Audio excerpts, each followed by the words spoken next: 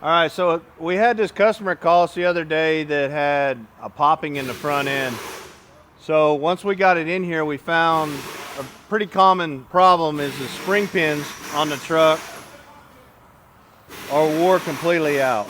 So every time that he turns, these were moving in there and popping. So we got the new ones installed, got new shackles, hangers, the whole nine put on there. It's on the alignment rack now, trying to get it lined out because after we road tested it, we found that it was pulling pretty hard. So we got it on the rack, got it straightened out for him.